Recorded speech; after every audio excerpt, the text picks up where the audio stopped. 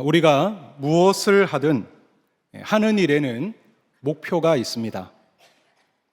공부를 하는 학생에겐 대학 입학이라는 목표가 있고, 취업 준비를 하는 청년들에겐 취직이라는 목표가 있듯이 우리가 하는 모든 것에는 다 목표가 있습니다. 이것은 신앙에서도 마찬가지입니다. 우리가 신앙생활을 시작했을 때 반드시 목표가 있습니다. 그것은 바로 예수님을 진실로 믿고 영접하는 것입니다. 성경 속에 있던 그 예수님을 우리가 실제 인격적으로 만나고 그분을 영접하는 것이 신앙생활에 있어서 가장 우선되고 중요한 목표입니다. 그런데 우리가 명심해야 할 것은 이 목표를 이뤘다고 해서 신앙생활이 다 끝난 것이 아니라는 겁니다. 다른 일들도 마찬가지입니다. 공부하는 학생이 대학 입학이라는 목표를 이뤘다고 해서 모든 게 끝난 것이 아닙니다. 그 다음이 있습니다.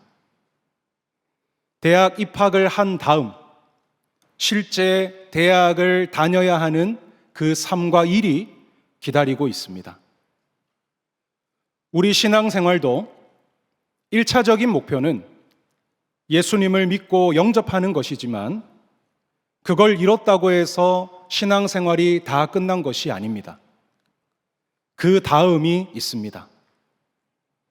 예수님을 믿고 난 다음에 믿음으로 살아가야 하는 삶이 기다리고 있는 것입니다. 그리고 이것은 처음 예수님을 믿고 영접하는 것만큼이나 중요합니다. 왜냐하면 예수님을 믿고 난 다음 그때 우리가 어떻게 살아가느냐가 내 삶이 새로운 생명과 소망을 향하는 삶이 되느냐, 아니면 여전히 죄와 어둠을 쫓는 삶이 되느냐로 나눠지기 때문입니다. 예수님을 영접했음에도 여전히 죄와 어둠을 쫓는 삶을 산다면 그것만큼 불쌍하고 안타까운 인생이 없는 겁니다. 그렇기에 우리는 예수님을 믿고 난 다음에 우리가 무엇을 바라보고 어떻게 살아가야 하는지를 제대로 알고 따르는 것이 매우 중요합니다. 오늘 본문 말씀이 바로 이 부분에 대해 말씀하고 있습니다. 1절인데요. 1절을 우리 같이 한번 읽도록 하겠습니다. 그러므로 형제들아, 우리가 끝으로 주 예수 안에서 너희에게 구하고 권면하노니 너희가 마땅히 어떻게 행하며 하나님을 기쁘시게 할 수 있는지를 우리에게 배웠으니 곧 너희가 행하는 바라 더욱 많이 힘쓰라. 아멘. 오늘 이 1절 말씀의 대상은 바로 데살로니가 교회 교인들로서 이미 예수님을 믿고 영접한 자들입니다. 이렇게 예수님을 이미 믿고 영접한 성도가 그 다음에 어떻게 살아가야 하는지를 이 1절에서 핵심적으로 말해주고 있는데요. 1절 중반부에 이렇게 말씀합니다. 너희가 마땅히 어떻게 행하며 하나님을 기쁘시게 할 수 있는지를, 즉 예수님을 영접한 다음 우리가 살아가야 할 삶은 바로 하나님을 기쁘시게 하는 삶을 살아가야 하는 겁니다. 그럼 하나님을 기쁘시게 하는 삶이란 어떤 삶이냐? 이것을 이어서 설명하고 있는데요. 크게 3가지를 말씀하는데 오늘은 제일 강조하고 있는 첫 번째를 살펴보고자 합니다. 바로 성적으로 거룩한 삶을 사는 것입니다. 3절 말씀을 제가 읽도록 하겠습니다. 하나님의 뜻은 이것이니 너희의 거룩함이라 곧 음란을 버리고. 하나님을 기쁘시게 하는 삶에 대해 설명하는 그 첫 시작에서 하나님의 뜻은 이것이니 이렇게 시작을 합니다. 이것은 하나님을 기쁘시게 하는 삶이란 바로 하나님의 뜻을 행하는 것임을 나타내는 겁니다. 그럼 하나님의 뜻이 무엇인가? 오늘 본문에서 하나님의 뜻은 이것이니 너희의 거룩함이라. 하나님의 뜻은 바로 오늘 성도된 우리들이 거룩하게 되는 것이라고 말씀합니다. 그런데 이것을 오늘 바울은 7절에서 한 번 더 말씀을 하는데 훨씬 더 깊고 아주 중요하게 말씀합니다. 7절 말씀을 제가 읽겠습니다. 하나님이 우리를 부르심은 부정하게 하심이 아니요 거룩하게 하심이니. 여기서 하나님이 우리를 부르심이란 바로 우리를 택하시고 구원하시는 것을 가리킵니다. 그러니까 하나님의 뜻만이 아니라 우리를 택하시고 구원하신 근본적인 이유가 뭐냐? 바로 우리를 거룩하게 하기 위함이라는 것입니다. 여러분, 거룩이 무엇입니까? 거룩은 죄로부터 구별되는 겁니다. 그러니까 예수님께서 오늘 우리를 구원하신 이유는 단순하게 이 세상에서 잘 먹고 잘 살고 꼬이고 안 풀리던 일이 잘 풀리고 이런 복 받고 누리라고 하나님은 우리를 초청하고 구원하신 것이 아니라 죄로부터 우리를 건져내기 위해 구원하신 겁니다. 더 이상 죄가 아니라 하나님께 속한 자가 되어서 죄와 완전히 구별된 새 삶을 살아가도록 하기 위해 우리를 구원하셨다라는 것입니다. 이것이 바로 우리를 구원하신 근본적인 이유이자 우리를 향한 하나님의 뜻이라고 말씀합니다. 교회 안에서나 또는 인터넷 같은 곳에서 예수를 믿는 이유에 대해 종종 사람들이 말할 때가 있습니다. 그때 종종 이런 얘기를 합니다.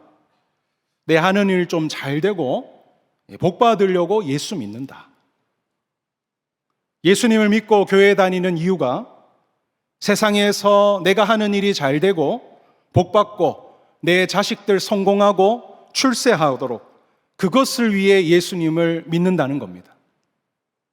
그러나 오늘 말씀을 통해서 그것은 구원의 본래 목적과는 전혀 동떨어진 것임을 우리는 깨닫게 됩니다. 하나님께서 우리를 택하시고 예수님을 믿어 구원받게 하신 그 이유는 우리를 거룩하게 하시기 위함입니다. 더 이상 죄의 노예로서 살도록 하지 않기 위함인 것입니다. 이것이 예수를 믿는 이유이며 더불어 오늘 구원받은 우리들이 앞으로 추구해야 될 삶인 것입니다. 그런데 기껏 죄에서 우리를 건져내놨더만 또다시 돈과 성공과 명예 같은 세상 죄와 우상들을 쫓아 살려 한다면 마치 그건 다시 구원받기 전으로 돌아가고 싶어 하는 것과 똑같은 모습인 겁니다. 더불어 이 거룩함은 교회의 정체성이기도 합니다. 이 교회라는 단어의 의미를 원어적으로 보자면 밖으로 불러낸 자들의 모임입니다. 뭐로부터 불러냈다는 건가? 바로 죄로부터 불러낸 자들의 모임이라는 뜻입니다. 그러니까 교회는 죄로부터 구별된 자들의 모임입니다. 오늘 이 자리에 모이는 우리 모두는 죄로부터 다 구별된 자들인 것입니다. 그럼 교회가 가장 중요하게 추구해야 될 게 무엇이겠습니까? 바로 거룩함입니다. 죄에 물들지 않고 하나님 안에 거하도록 하나님을 가까이 하도록 힘쓰는 것이 교회가 추구해야 될 가장 중요한 것이며 교회의 정체성을 지키는 것입니다. 그런데 오늘날 많은 교회들이 거룩함 대신에 다른 것을 더 중요하게 붙들고 추구하려는 것 같습니다. 성도의 숫자나 교회 건물의 세련됨과 화려함, 사람들에게 어떻게 보이느냐, 멋지게 보이느냐, 이런 것을 거룩함보다 더 중요하게 여기고 추구하려는 것입니다.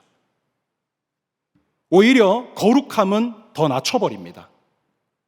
좀 더 세상 사람들이 편하게 올 수 있도록 하기 위해서, 좀 더 세상 사람들이 마음을 열 수 있도록 우리는 거룩을 줄여야 된다며 거룩에 대한 말씀을 줄이고, 죄를 멀리하는 것들을 줄이고, 하나님을 가까이 하려는 것들을 줄여버리는 겁니다. 그럼 그렇게 추구한 결과는 어떨까요? 정말 원하던 대로 성도는 많아질 겁니다. 교회는 더 외적으로 멋지고 세련되어질 겁니다. 주변에서 그 교회 참 멋지다고 많은 칭찬들이 들릴 수 있을 겁니다. 그러나 그 교회의 진짜 교회다움은 사라지게 될 겁니다. 아, 이 교회는 세상과 다르다. 이 교회는 세상에서는 느낄 수 없는 깨끗함과 선함과 하나님의 사랑이 있다. 이 교회에는 죄인들을 구원하는 놀라운 성령의 역사가 있더라. 이 모든 것들은 교회가 죄로부터 구별되기를 힘쓸 때 가질 수 있고 나타날 수 있는 것입니다. 그런데 만약 이것이 없다면 이런 교회다움도 사라져버리게 되는 것입니다. 교회가 이것을 잃어버린다면 무슨 의미가 있을까요? 우리가 교회로 모이는 이유가 뭐가 있을까요? 바라옵기는 예수님을 믿는 저와 여러분, 우리 모두는 거룩함을 추구하기를 바랍니다. 다른 어떤 것보다 거룩함을 위해 힘쓰는 우리 모두가 되기를 바랍니다. 그것이 바로 하나님의 뜻이라고 말씀합니다.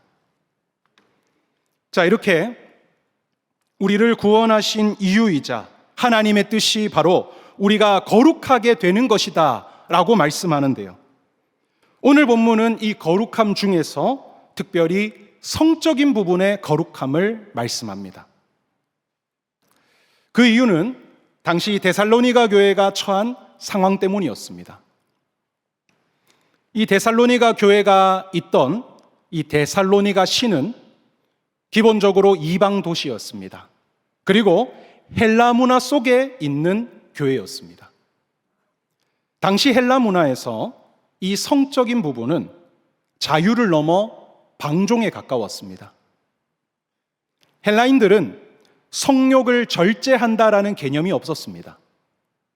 오히려 절제하는 걸 이상하게 여기고, 그래서 대부분의 결혼한 헬라인 남자들은 결혼한 아내 외에 수많은 여성들과 자연스럽게 성적인 관계를 맺었고, 더불어 어린 미소년들과도 동성애를 갖기도 했습니다. 그런데 그들은 어떤 죄책감이나 문제의식이 전혀 없었습니다. 그리고 대부분의 신전에서 의식을 치를 때 그 신전 안에 있는 여성들과 성적인 관계를 통해 의식을 맺도록 했습니다. 오늘 데살로니가 교회는 이렇게 성적으로 매우 문란하고 타락한 환경 속에 교회가 있었던 겁니다. 그리고 실제 그 교회 안에 그런 헬라인들이 함께 있었던 것이죠. 그렇기에 사도 바울은 거룩함 중에서도 특히 이 성적인 부분에서의 거룩함을 어떻게 해야 되는가, 이것을 오늘 본문에서 강조하고 있는 것입니다. 그럼 이 부분에 대해 어떻게 말씀하는가? 3절 후반부에 음란을 버리고 라고 말씀합니다. 여기서 음란이라는 단어는 모든 형태의 성적인 죄악들, 방종들을 의미합니다. 그러니까 당시 헬라 사람들, 좀 더 쉽게 표현하면 당시 세상 사람들은 다양한 성적 죄악을 저질렀던 겁니다. 손에 꼽을 수 없을 만큼 너무나 다양한 종류의 성적 죄악을 마음껏 짓고 있었던 겁니다. 그리고 그들은 전혀 문제 없으며 이거는 본능이고 우리의 행복을 추구하는 것이라고 말합니다. 그러나 오늘 하나님께 부름받아 거룩하게 된 너희는 어떤 성적의 죄악들이든 간에 전부 다 행하지 마라 라고 말씀하는 겁니다. 즉 성적 죄악은 어떤 종류와 상관없이, 어떤 크고 낮음과 상관없이 성적인 죄악은 전부 다 거룩함과 정반대되는 것이라는 겁니다. 거룩함을 무너뜨리는 것이 성적인 죄악이라는 것입니다. 이어서 성적인 죄악의 구체적인 내용 몇 가지를 말씀합니다. 4절인데요. 우리 4절 말씀 같이 한번 읽도록 하겠습니다. 시작.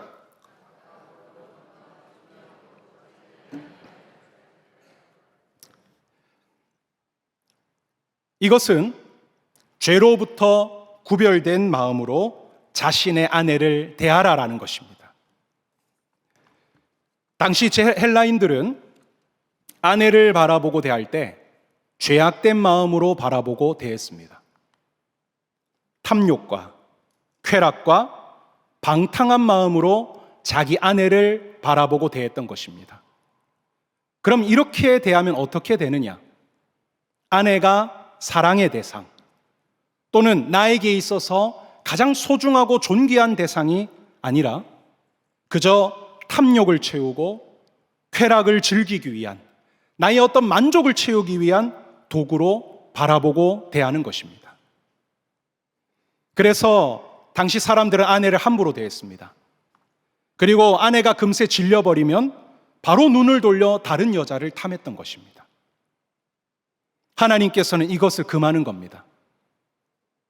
하나님께 부름받은 너희는 내게 주어진 아내를 탐욕과 쾌락의 눈으로 바라보거나 대하지 말라라는 것입니다.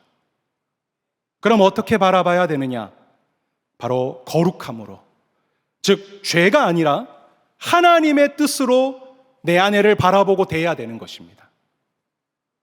바로 창세기 2장 후반절에 기록된 대로 나의 아내는 하나님께서 내게 주신 사람임을 내가 믿으며 결혼한 순간 아내는 이제 내 몸과 같은 소중하고 존귀한 존재임을 믿고 대하고 아내를 사랑으로 품고 대해가야 되는 것입니다. 오늘 이 자리에 계신 우리 성도님들 중에서 결혼하신 분들이 많이 계실 줄 압니다. 앞에선 저도 어느덧 결혼한 지 9년 차에 접어들었습니다. 그런데 이 9년이란 결혼 생활을 하면서 아내와 얼마나 많이 다툰지 모릅니다. 정말 작은 것 하나부터 모든 게 너무 다르기 때문에 다툼이 있을 수밖에 없었습니다.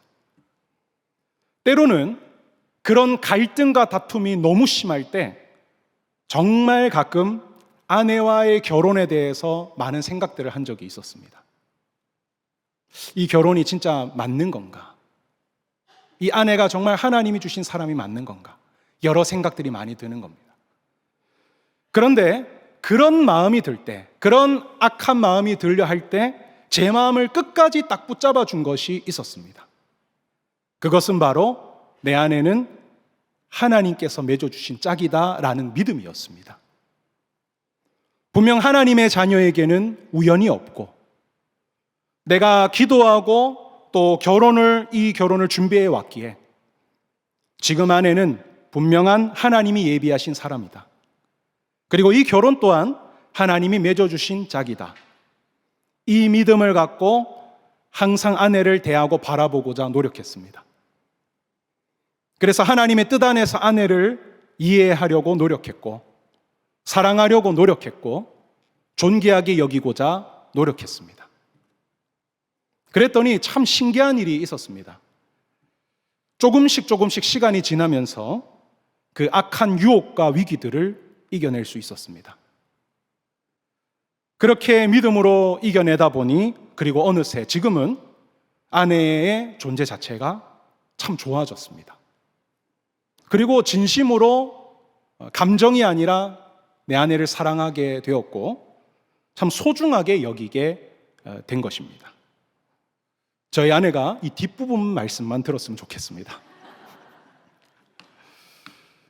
그렇습니다. 오늘 예수님을 믿는 성도들은 나의 아내를 그리고 나의 남편을 대할 때 절대 세상 사람들 같은 그런 눈과 태도로 대해서는 안 됩니다. 죄악의 눈, 음란의 눈으로 아내와 남편을 바라보고 대해서는 안 되는 것입니다. 나의 탐욕을 채우고 쾌락을 채우고 나의 만족을 채우는 그런 존재로 바라봐서는 안 되는 것입니다.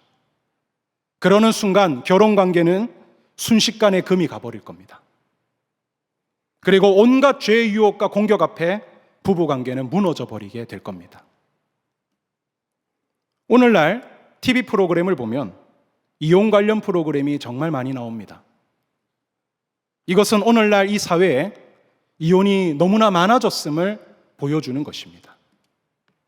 물론 이혼에는 여러 이유가 있을 수 있습니다.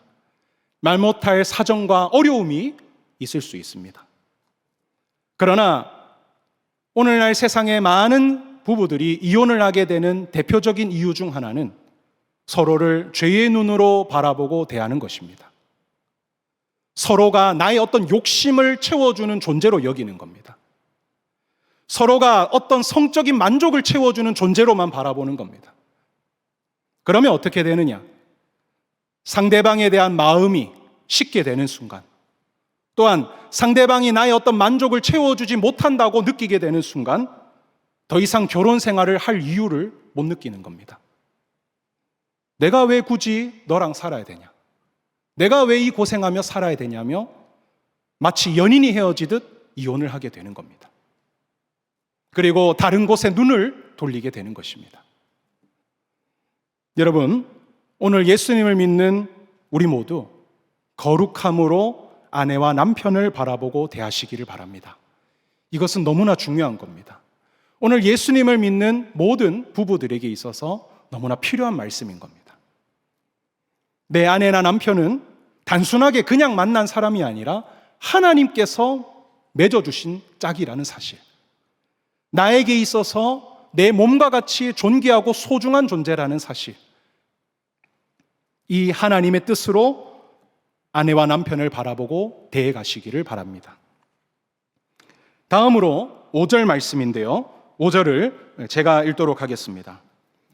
하나님을 모르는 이방인과 같이 세욕을 따르지 말고.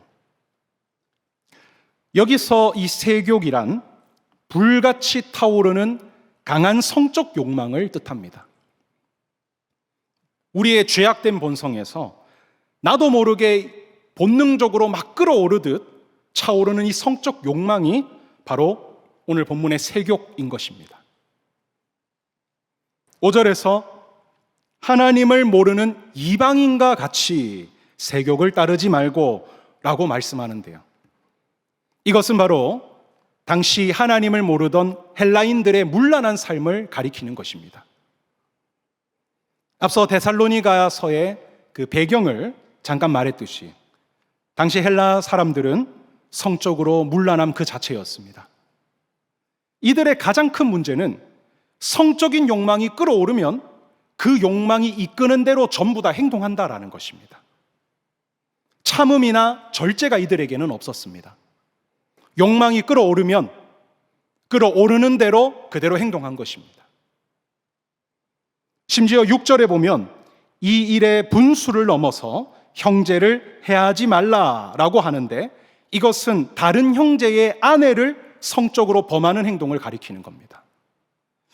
그러니까 당시 헬라인들은 성적 욕망이 끌어오르면 다른 사람의 아내까지도 넘보는 행동을 했던 것입니다. 그만큼 당시 헬라인들은 성적 욕망에 무절제하고 너무나 방종했던 것이죠. 이들은 이것을 즐겼습니다. 그리고 이렇게 성적 욕망이 끌어오르는 대로 하는 것이 우리의 자연스러운 본능이고 그것이 자유이고 행복이라고 생각했습니다. 그런데 오늘날 우리 사회도 점점 이렇게 변해가고 있는 것 같습니다. 아니, 이미 많이 변해버린 것 같습니다. TV에서 방영되는 드라마나 연애 관련 이런 예능 프로그램들을 보면 버젓이 혼전 성관계를 강조하고 말합니다. 결혼하지 않는 관계라 해도 서로 마음만 있으면 당연히 성관계를 가질 수 있다라고 강조하고 말합니다. 그리고 이미 결혼을 했음에도 불구하고 다른 이성에게 후에 감정이 생기면 언제든 불륜을 저지를 수 있다는 식의 드라마도 얼마나 많이 나오는지 모릅니다. 성적 욕망과 충동을 절제하기를 싫어하는 겁니다. 충동이 일어나는 대로 행동하고 싶어 하는 겁니다. 그것이 오늘날 사회의 흐름인 것입니다. 그리고 점점 이런 성적 욕망을 숨기지 않고 드러냅니다. 그리고 그 드러냄이 멋짐이고 자유이고 아주 쿨한 모습임을 마치 드러냅니다. 오히려 성적 욕망을 절제하려는 사람을 이상하게 바라보고 심지어 조롱하며 욕을 합니다. 제가 이전 교회에서 실제 있었던 일이었는데요. 한 청년이 고민이 있다고 하며 저를 찾아왔습니다. 그런데 그 청년은 다른 것이 아니라 이 혼전 순결을 지키려고 노력하는 청년이었습니다. 그러다 대학생 때 한 여자친구를 사귀게 되었고 어느 날 여자친구가 자기에게 이 성적인 관계를 요구했던 겁니다. 그랬을 때 이 청년도 참 대단합니다. 그 순간에도 자기는 예수 믿는 사람이고 자기는 혼전 순결을 지키려 한다라고 말하자 그 순간 여자친구는 완전히 돌변해서 자기를 이상한 사람 취급하며 헤어지자라고 말했다는 것입니다. 여러분, 이게 오늘날 세상의 모습이고 우리 앞에 놓여진 현실입니다. 그리고 이건 청년들만의 문제가 아니라 오늘날 장년들 사이에서도 얼마나 많은 불륜과 음란하고 방탕한 일들이 일어나는지 모릅니다. 하나님께서는 오늘 거룩함으로 부른 우리 성도들을 향해서 너희는 이렇게 성적으로 무절제하지 말라라고 말씀합니다. 성적으로 무절제한 모습은 하나님을 모르는 자들이 성적 욕망에 지배되어 방종하는 모습이라는 겁니다. 성적 욕망은 자연스럽고 본능적이고 그건 전혀 문제될 것이 아니라는 것이 아니라 그것은 하나님을 전혀 모르는 자들이 성적 욕망에 지배되는 죄악된 모습이라고 주님은 밝히고 있는 것입니다. 그렇습니다, 여러분. 오늘날 세상 사람들이 아무리 음란하고 방탕한 삶을 살아간다고 해도 성적 무절제함을 마치 자랑하듯 말하며 그러지 않는 우리를 향해 손가락질하고 조롱한다 할지라도 우리는 절대 거기에 흔들리거나 넘어가서는 안 됩니다. 그것은 분명히 죄입니다. 그리고 우리의 거룩함을 무너뜨리는 행위이며 예수 믿는 성도가 해서는 안 될 일인 것입니다. 이어서 마지막 8절에서 이렇게 말씀합니다. 8절을 제가 읽겠습니다. 그러므로 저버리는 자는 사람을 저버림이 아니요 너희에게 그의 성령을 주신 하나님을 저버림이니라. 이 말씀은 쉽게 말하면 이런 겁니다. 만약 우리가 거룩함을 포기하고 그냥 성적 욕망에 지배되어 살아간다면 그것은 우리를 거룩하게 하신 하나님을 저버리는 것과 같다라는 말씀인 겁니다. 즉 내가 내 스스로 하나님의 은혜를 단절시켜버리고 하나님과의 관계를 끊어버리려는 모습과 같다라는 것입니다.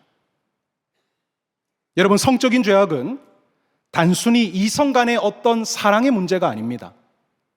성적인 죄는 반드시 하나님과의 관계와 연결이 됩니다.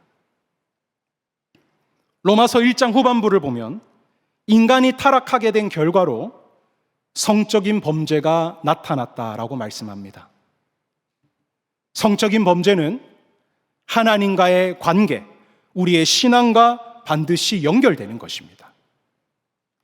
그렇기에 성적인 죄를 절대 가볍게 여겨서는 안 됩니다.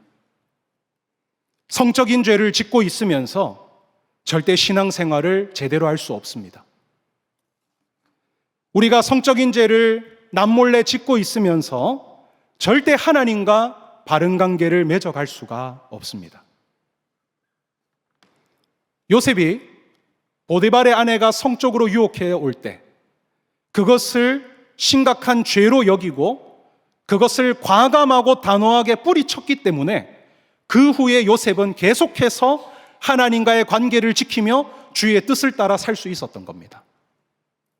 반대로 다윗이 이전까지 그렇게 하나님과 친밀한 관계를 갖고 살아갔음에도 불구하고 밧세바를 보고 한순간 성적 욕망에 지배되어 성적 범죄를 짓는 순간, 그렇게 하나님과 친밀했던 그가 한순간에 하나님을 향한 믿음과 주의 관계가 다 무너져 버리게 되었던 것입니다. 오늘날 많은 참 신실하고 훌륭한 목사님들, 또 종교인들, 또는 성도님들 중에서 참 이 성적인 문제로 인해 한순간에 무너지는 모습을 보게 됩니다. 그만큼 성적인 범죄는 우리의 신앙과 직결되는 것이며 정말 무서운 것입니다. 이렇게 성적으로 거룩함을 지켜가는 것에 대해 중요성을 우리가 인지하고 그 거룩함을 지켜가는 것. 하지만 이것은 참 쉽지 않습니다. 수많은 성적인 유혹이 오늘날 우리 교회 예배를 마치고 문 밖으로만 나가도 얼마나 길거리와 우리 곳곳에 도사리고 있는지 모릅니다. 그 유혹들은 우리를 수없이 넘어뜨리고 흔들리려고 합니다. 하지만 그럼에도 불구하고 이것을 심각한 문제로 우리가 여기고 날마다 기도하면서 예수님 붙들면서 어렵지만 그 거룩함을 지켜가고자 노력할 때 우리는 하나님과의 친밀한 관계를 지켜갈 수 있는 겁니다. 하나님과 거룩한 관계를 우리 지켜갈 수 있는 것입니다. 그리고 진짜 그리스도인으로서의 삶을 살아갈 수가 있는 것입니다. 오늘 이렇게 하나님을 기쁘시게 하는 삶 중에서 성적인 거룩에 대해 말씀을 나누었습니다. 예수님을 믿고 난 후에 우리는 하나님을 기쁘시게 하는 삶을 살아가야 합니다. 하나님을 기쁘시게 하는 삶은 막 거창하고 화려한 것이 아닙니다. 내가 11조를 막 어마어마하게 낸다거나 세상적으로 멋지게 성공해서 TV에 나와 하나님의 영광 돌립니다. 이런 말을 하는 것도 아니고 어디 선교를 당장 나가 순교를 해야 하는 것도 아닙니다. 바로 지금 나의 삶 속에서 하나님의 뜻을 행해가는 것입니다. 그리고 그 하나님의 뜻은 바로 우리가 거룩해지는 겁니다. 날마다 하루하루 매일의 삶 속에서 죄를 멀리하고 하나님의 말씀을 따라 빛된 인생을 살아가고자 분투하고 기도하고 노력해가는 것, 그것이 하나님을 기쁘시게 하는 삶을 사는 것입니다. 이 거룩함을 지켜야 하는 것 중에 성적인 부분이 있습니다. 성적 욕망이 이끄는 대로 행하는 것은 자연스러운 본능이 아니라 죄의 욕망에 지배되는 것입니다. 그리고 그것은 거룩함을 무너뜨리는 행위이고 하나님과의 관계를 망가뜨리는 행동인 것입니다. 오늘 저와 여러분 이 성적 거룩함을 잘 지켜가시기를 바랍니다. 그리고 혹 이미 이것에 넘어진 분들이 있다면 두려워하지 마시고 그것들을 끊어내고 하나님 앞에 나아오십시오. 하나님은 어떤 주홍같이 붉은 죄라 할지라도 다 깨끗이 씻으시며 우리의 모든 것을 회복시킬 수 있는 은혜의 하나님이십니다. 오늘 이 말씀을 마음속에 잘 새기시고 거룩함을 잘 지키고 살아가 하나님의 뜻대로 살아가는 우리 멋진 성도들 다 되시기를 주님의 이름으로 축원합니다. 기도하겠습니다. 하나님 아버지, 오늘 데살로니가전서 4장 앞부분을 통해 성적인 거룩함에 대해서 말씀을 나누었습니다. 하나님, 우리를 향한 하나님의 뜻은 거창한 것이 아니라 바로 날마다 죄를 멀리하며 주님을 가까이 하는 것임을 다시 한번 깨닫고 나아갑니다. 그리고 특별히 하나님, 많은 죄들 중에서 성적인 죄의 무서움을 듣게 되었으며 그것이 얼마나 우리를 참혹하게 만드는지를 깨닫게 됩니다. 하나님, 오늘 우리 모든 성도님들 이 성적 거룩함을 잘 지켜가게 은혜를 더하여 주시옵소서. 우리가 참 연약합니다. 하나님, 우리 스스로는 이것을 이겨낼 수 있는 온전한 힘이 없습니다. 성령님, 날마다 우리 안에 이 성적인 유혹들을 이겨낼 수 있도록 지켜주시고 우리가 기도하고 하나님을 붙들 때마다 은혜를 더하여 주시며 실제 삶 속에서도 그것들을 뿌리칠 수 있는 하나님 힘과 용기를 더하여 주시옵소서. 우리 모든 성도들 하나님과의 관계를 잘 지켜가는 신실한 성도들 다 되기를 원합니다. 오늘날 이 세대를 본받지 않는 그런 성도들이 다 되기를 원합니다. 주님 인도하시고 거룩함으로 덮어 주시옵소서. 예수님의 이름으로 기도드립니다. 아멘.